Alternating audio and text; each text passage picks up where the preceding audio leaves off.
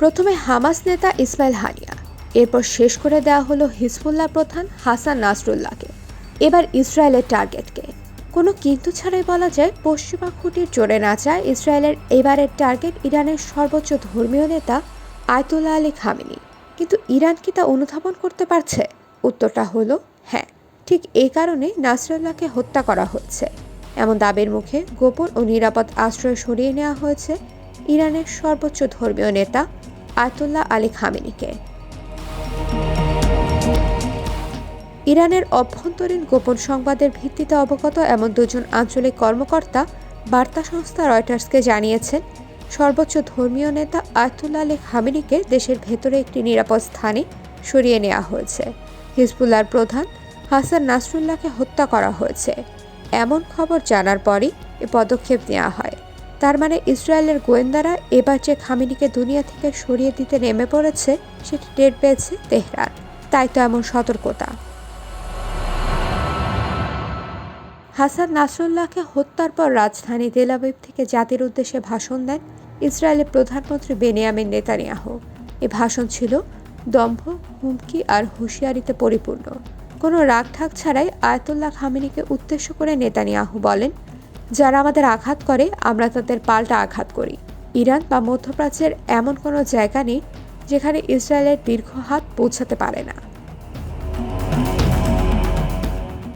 নেতানিয়াহুর এমন সরাসরি হুমকির পর ধারণা করা হচ্ছে এবার ইহুদি সংখ্যাগরিষ্ঠ দেশটির বন্দুক হয়তো খামেনির দিকে তাক করা। সামান্য কোনো ভুলে কিংবা ইরানি গোয়েন্দাদের বিশ্বাসঘাতকতায় প্রাণ হারাতে পারেন প্রতিরোধ যুদ্ধের নেতৃত্ব দেয়া আয়াতুল্লাহ আলী খামেনি। এরই মধ্যে হাসান নাসরুল্লাহ ইরানি গোয়েন্দাদের বিশ্বাসঘাতকতায় নিহত হয়েছে। উঠছে এমন জোরালো অভিযোগ। ফরাসি সংবাদ মাধ্যম লে প্যারিসিয়ান জানিয়েছে, ইসরায়েলের বিমান হামলায় গেল শুক্রবার নিহত হয়েন লেবাননের সশস্ত্র গোষ্ঠী হিজবুল্লাহর প্রধান নেতা হাসান নাসরুল্লাহ।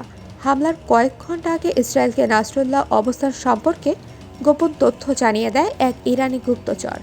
এরপরে তার অবস্থানে হামলা চালিয়ে তাকে হত্যা করে তেল আবিব। লেবাননের নিরাপত্তা সূত্রের বরাতে সংবাদ মাধ্যমটি আরও জানায়, অভিযুক্ত ওই ইরানি গুপ্তচর ইসরায়েলকে জানায় শুক্রবার বৈরুতে হিজবুল্লাহ সদর দপ্তরে উচ্চপদস্থ কমান্ডারদের সঙ্গে বৈঠক করবে নাসরুল্লাহ। তিনি যখন মাটির নিচে অবস্থিত সদর দপ্তরে প্রবেশ করেন তার কিছুক্ষণ পরে বিমান হামলা চালানো হয়। এতে ব্যবহার করা হয় বাংকার বিধ্বংসী ক্ষেপণাস্ত্র, যা হিজবুল্লাহ সদর দপ্তরকে ধসিয়ে দেয়। মার্কিন সংবাদ মাধ্যম নিউ ইয়র্ক টাইমস জানিয়েছে, 2006 সালের যুদ্ধের পর ইসরায়েল হিজবুল্লাহর বিরুদ্ধে গোয়েন্দা তৎপরতা বৃদ্ধি করে। সম্প্রতি তারা হিজবুল্লাহর বিরুদ্ধে যেসব সাফল্য পেয়েছে সেগুলো এসব গোয়েন্দা কার্যক্রমের কল্যাণে এসেছে। তারা হিজবুল্লাহ সম্পর্কে গোপন তথ্য সংগ্রহে বেশ কিছু কৌশল অবলম্বন করে, যার মধ্যে অন্যতম হল হিজবুল্লাহ ও ইরানের মধ্য থেকে গুপ্তচর নিয়োগ করা। IBTV USA news desk.